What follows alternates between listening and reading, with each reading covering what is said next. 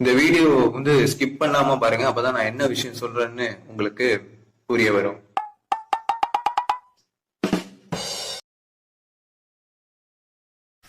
Hi hello welcome மக்களே, this is ஸ்டடிகாட்டு Raja speaking. நான் உங்கள் அருண் மனோஜ்குமார். இன்னைக்கு நாம எந்த படத்துடைய விமர்சனத்தை, அதாவது இது விமர்சனம் கிடையாது, இந்த படத்துக்கு ஒரு டீ கோட் பண்ண போறோம். ஓகேங்களா? இது என்ன படம் அப்படின்னு பாத்தீங்கன்னா, இயக்குனர் வெற்றிமாறன் அவர்களுடைய இயக்கத்துல நடிகர் சூரி மற்றும் விஜய் சேதுபதி ஆகியோர் இணைந்து நடித்த விடுதலை திரைப்படத்தை நம்ம பத்தி பேச போறோம். இந்த படம் பயங்கரமான ஒரு இம்பாக்ட் கிரியேட் ஆனிச்சு திரையரங்குல. அதோடைய ஒரு எக்ஸ்டெண்டட் வெர்ஷன், அதாவது அன்கட் வெர்ஷன், அதாவது டைரக்டர்ஸ் கட் அப்படின்னு சொல்லி ஓடிடில ரிலீஸ் பண்ணிருக்காங்க. அது ஓடிடி பிளாட்ஃபார்ம் ஜி5ல ரிலீஸ் ஆயிருக்குது. இதோட சேட்டலைட் ரைட்ஸ் பாத்தீங்கன்னா கலைஞர் டிவி பேக் பண்ணிருக்காங்க. ஆடியோ ரைட்ஸ் பாத்தீங்கன்னா சோனி மியூசிக் பேக் பண்ணிருக்காங்க.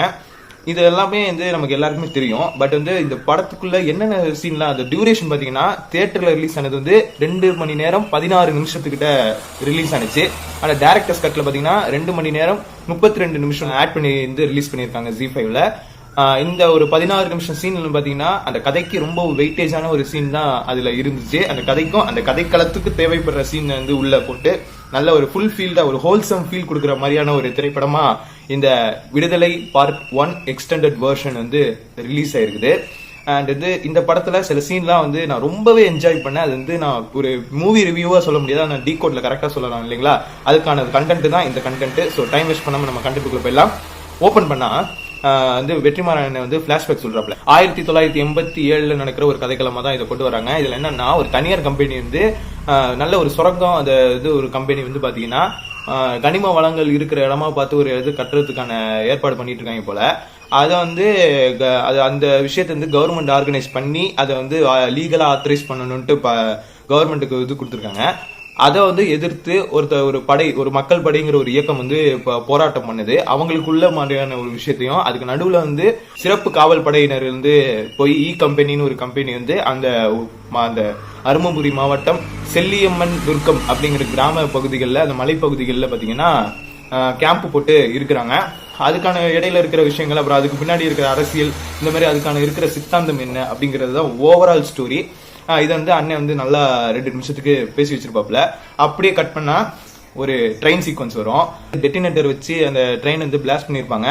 அதுல நிறைய மக்களுடைய இதெல்லாம் பாத்தீங்கன்னா அப்படியே மூஞ்சி செதஞ்சு கால் போய் அப்படியே ஒரு மாதிரி அந்த சீன் எல்லாம் பாத்தீங்கன்னா சிங்கிள் டேக்ல கிட்டத்தட்ட ஒரு 8 நிமிஷத்துக்கு மேல அந்த சீனை எடுத்திருக்காங்க.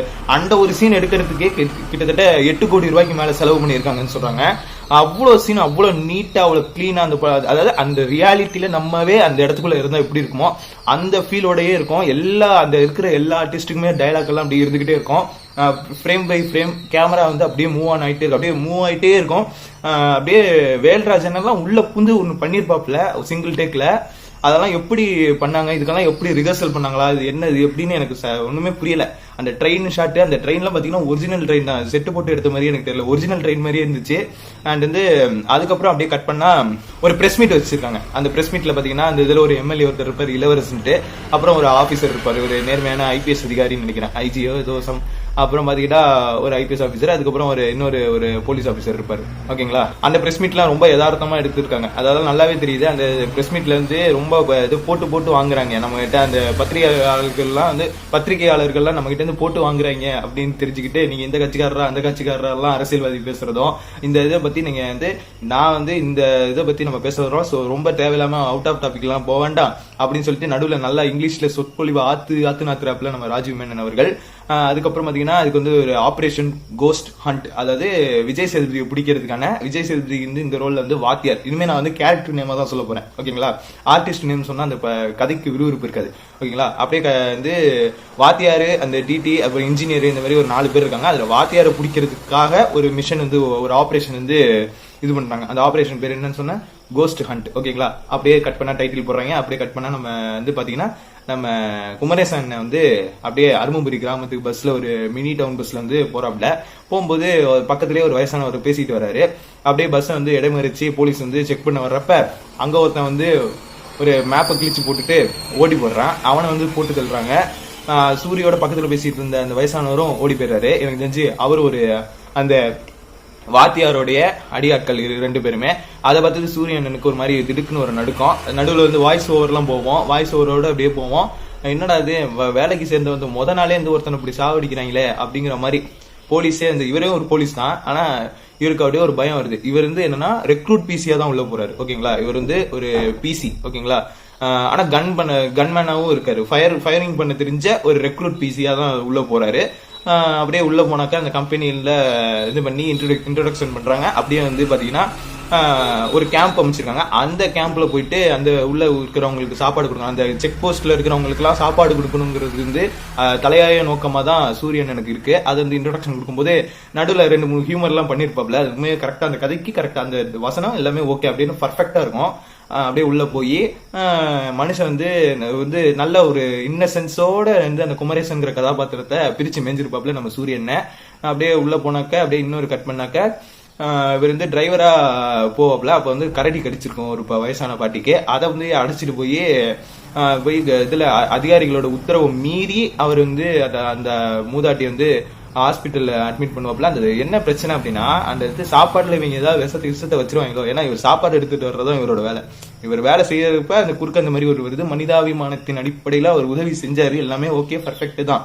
ஆனா அந்த சாப்பாடு பத்திரமா பாத்துங்க, அந்த கேரியரை பத்திரமா பாத்தீங்கன்னு அப்படியே நீங்க இந்த செக் போஸ்ட் இதுல எல்லாம் கொடுத்துருங்கன்னுட்டு அந்த ஊருக்காரங்களை கூப்பிட்டு வேலை கொடுத்ததெல்லாம் வந்து அதுல ஏதாவது ஒரு பிரச்சனை ஆயிடுமோ அப்படின்ட்டு ஒரு இதுல பயத்திலயோ இல்ல ஏதோ ஒரு கோவத்திலயோ அதிகாரி அதோட உத்தரவு மீறின கோவத்திலயோ வந்து நம்ம ஓசி ராஜேந்திர அவர்கள் வந்து பனிஷ்மெண்ட் கொடுக்குறாப்புல சூரியனுக்கு. ஒரு நைட் நேரத்தை டவர் டியூட்டி, அப்புறம் கக்கூசு கழுவுறது, அப்புறம் வந்து பரேடு அந்த ட்ரில் போட்டு அந்த பனிஷ்மெண்ட் ட்ரில் எல்லாம் கொடுத்து அதெல்லாம் வந்து ரொம்ப ரொம்ப ஒரு யதார்த்தமா நேச்சுரலா இப்படிதான் இருக்கும். ஒரு கேம்புக்குள்ள, ஒரு அகாடமிக்குள்ள, அதாவது ஒரு போலீஸ் அகாடமி கேம்பஸ்குள்ள எல்லாம் எப்படி இருக்கும், ஒரு மிலிட்டரி கேம்பஸ்குள்ள எப்படி இருக்குமோ அது அப்படியே வந்து டிட்டோவா அப்படியே காமிச்சதெல்லாம் வந்து ரொம்பவே ஃபர்ஸ்ட் கிளாஸா இருந்துச்சு. ஓசிஐயாவோட சீன் எல்லாம் பார்க்கும்போது ரொம்பவே அந்த ஓசிஐயா வந்து வில்லனிசம் பண்ணி வச்சுட்டாரு. அந்த கதைக்கு அவர் மிகப்பெரிய வில்லனா இருந்தவர். நீ எல்லாம் ஒரு மனுஷனாடா அப்படின்னு நல்லா திட்டுறான் அந்த மனுஷனை. அந்த அளவுக்கு கரெக்டா அந்த நெகட்டிவ் ரோலுக்கு அவ்வளவு ஆப்டா நடிச்சு வச்சிருக்காப்ல ராஜேந்திரன். ஓசி ஆபீஸ் இன்சார்ஜுங்க. ஓசினா நீங்க வேற எதுவும் நடிச்சிருக்கீங்க. ஆபீஸ் இன்சார்ஜ், அந்த கம்பெனியோட ஆபீஸ் இன்சார்ஜா அவர் தான் இருக்காரு. அப்படியே கட் பண்ணாக்க இது வந்து அந்த இதுல அந்த பாட்டியோட பேத்தி தான் நம்ம பாமினி ஸ்ரீ அவர்கள், அதாவது தமிழரசி. அவங்க தான் அந்த படத்துடைய கதாநாயகி. அவங்க வந்து உடனே சூரிய மேல வந்து அனுபவப்பட்டு அப்புறம் வந்து பாத்தீங்கன்னா சாப்பாடுலாம் கொடுத்து அப்படியே ஒரு மாதிரி போயிட்டு என்ன நடுவில் வந்து சாப்பாடு வந்து சாப்பிட விடாம பண்ணிடுவாங்க. அதுல பாத்தீங்கன்னா ஒரு கேரக்டர் உள்ள வரும். அந்த கேரக்டர் யாருன்னா SI வேலுச்சாமி. நல்லா இருக்குல்ல. ஆனா அப்படி சொன்னாலும் யாரும் எடுத்துக்க மாட்டாங்க. சவுசவுன்னு சொன்னாலும் எடுத்துப்பாங்க. ஏன்னா தலைமை வந்து சமையல்ல சவுசவு நிறைய போட்டு விட்டு ஒரு வழி பண்ணி வச்சிருப்பாப்ல. அதாவது அந்த கம்பெனில கம்பெனில இருக்கிற எல்லா போலீஸும் 50 ரூபா கொடுத்து 50 ரூபா வந்து இது போட்டிருக்காங்க. அப்படிங்கிறப்ப அந்த காலத்துல 80களில் 50 ரூபாங்கிறது எவ்வளவு பெரிய காசு. அதுக்கு ஒரு நியாயமான சாப்பாடு போட வேண்டாமா? ஆனா இவர் வந்து சவுசவு கட் பண்ணி விட்டு இவர் வந்து சிக்கனம் பண்றங்கிற பேர்ல ஒண்ணு பண்ணுவாரு. அதெல்லாம் வந்து அங்க இருக்கிறவங்க எல்லாம் பொறுக்க முடியாம அந்த ஆளை போட்டு வறுத்தெடுப்பாங்க. நைட் நேரத்துல இருந்து போட்டு கலாய்ச்சிக்கிட்டு கிடப்பாங்க. அப்புறம் பாத்தீங்கன்னா அது மாதிரி ஒரு யதார்த்தமா போவோம். சூரியன் எனக்கு ஒரு நைட் டைம் பனிஷ்மெண்ட் இதெல்லாமே வரும். ஆனா அதெல்லாம் வந்து ரொம்ப எல்லாம் அப்படியே காட்டிக்காம அப்படியே யதார்த்தமா போவாப்ல. அப்புறம் அந்த பனிஷ்மெண்ட் தாங்கிக்க முடியாம அப்படியே ஒரு மாதிரி இருப்பாப்ல. அப்ப வந்து ஹீரோயின் வந்து சூரியோட நல்லா நெருக்கமா பழகிற மாதிரி, அதாவது பழக்கம் இருக்கிற மாதிரி, நெருக்கம் அப்படிலாம் இல்ல, ஒரு பழக்கம் வரும். அப்புறம் வந்து 2 பேருக்குமே ரொம்ப பிடிச்சி போற மாதிரி ஒரு லவ் ட்ராக் வரும்.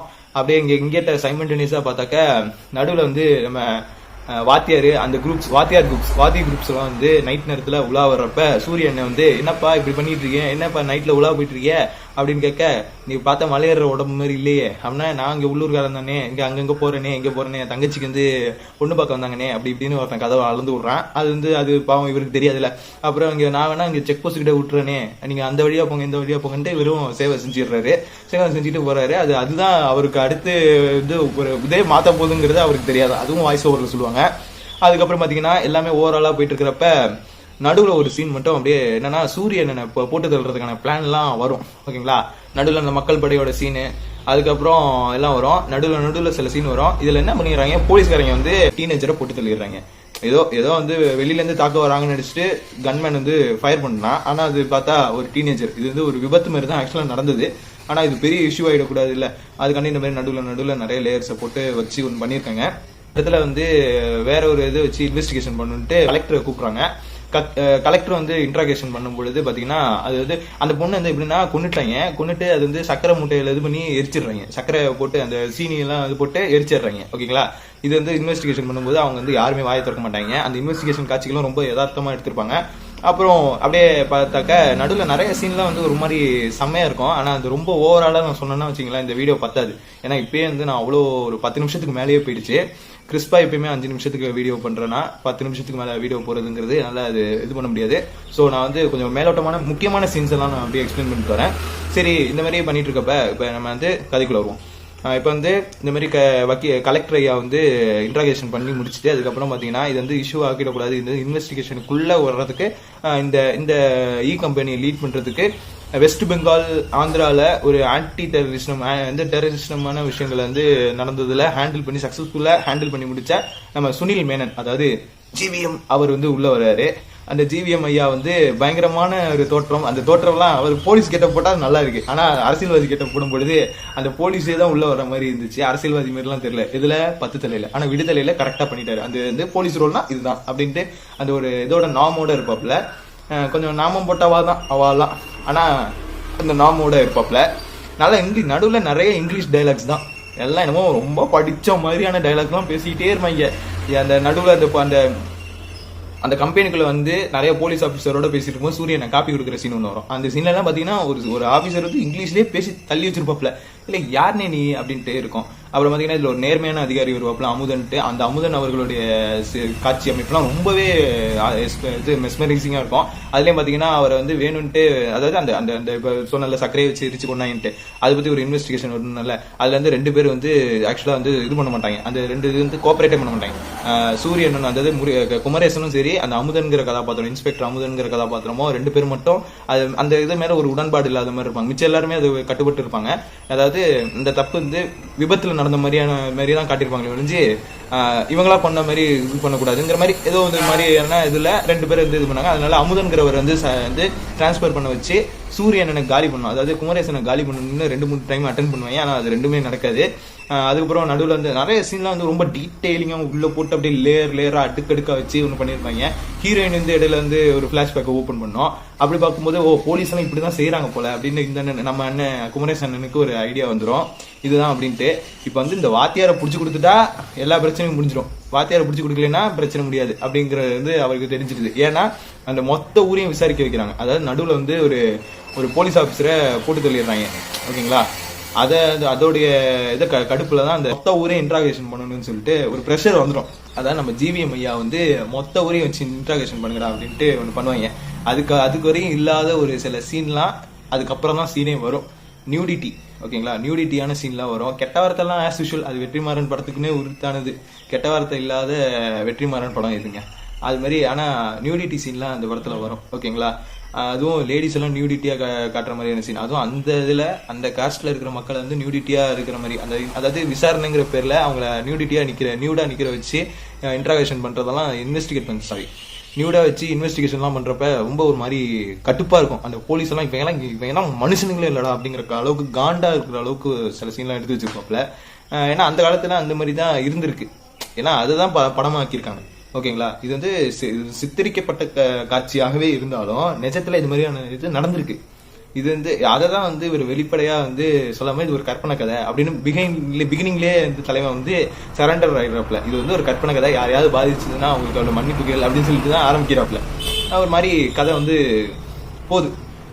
அப்புறம் பாத்தீங்கன்னா சூரியன் வந்து எல்லாம் அங்க ஓசியாவுக்கும் சூரியனுக்கும் தான் ஒரு சின்ன பிரச்சனையாச்சு. ஏன்னா அவர் அந்த இது உத்தரவு மீறி வந்து அந்த ஹாஸ்பிட்டல்ல சேர்த்ததை வச்சு இன்னும் மனசை வந்து அதை வச்சு பழி வாங்கிட்டு இருப்பாப்ல. சூரியன் வந்து பழி வாங்க ட்ரை பண்ணுவாப்ல. அப்புறம் பாத்தீங்கன்னா சூரியன் வந்து போயிட்டு நேரா நம்ம ஜிவிஎம் கிட்ட போயிட்டு, சார் இந்த மாதிரி நான் வாத்தியாரை பார்த்தேன் சார், நான் இது வண்டியில இருந்து இறக்கி விட்டேன் சார், இந்த ஆளை நான் பாத்துருக்கேன் சார்னு சொல்லிட்டு தலைவன் வந்து ஒரு 20 நிமிஷத்துக்கு செம்ம பெர்ஃபார்மன்ஸ். 20 நிமிஷத்துல அந்த ஒரு 20 நிமிஷம் சீன் வந்து ஒரு கம்ப்ளீட் பேக். சூரியனா தான் அந்த சீனுக்கே ஹீரோ. அந்த படத்துக்கும் அந்த விடுதலை பாகம் ஒன்றுடைய கதையின் நாயகனாவே சூரியன் தான் இருப்பாப்ல. அப்படியே நீங்க பாத்தீங்க அப்படின்னா நடுவுல அப்படியே போவோம் கதை, அப்படியே நல்ல ட்ராக் எல்லாம் உள்ள செம்மையா போவோம். ஜிவிஎம் சார் வந்து இதுல பாத்தீங்கன்னா ஒரு சைலண்டான ரோல் தான். ஆனா அவரோட பயம் என்ன தெரியுமா, போலீஸ் ஆபீசர். அதாவது அவர் வந்து எந்த இடத்துல ட்ரிகர் ஆவார் அப்படின்னா, போலீஸ் ஆபீசர் செத்ததுக்கு அப்புறம் அதுக்கப்புறம் தான் மனுஷன் ரொம்ப ட்ரிகர் ஆகிடுவாப்ல. அதாவது மக்கள் படையில வந்து இடையில வந்து சூரியனை கொல்லணும்னு சொல்லி ஒரு இது வரும்.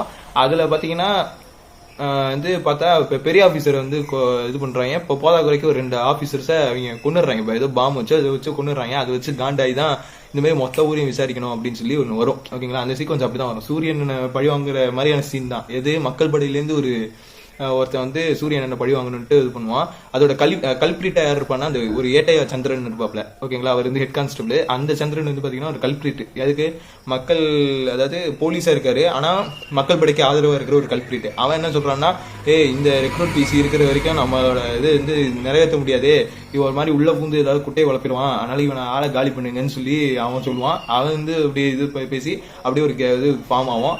அப்ப அந்த சீன்ல பாத்தீங்கன்னா ஒருத்தனை சுட்டுருவாங்க. சுட்டு 2 பேரும் செத்துருவாங்க. ஆக்சுவலா 2 போலீஸ்காரங்க செத்துருவாங்க.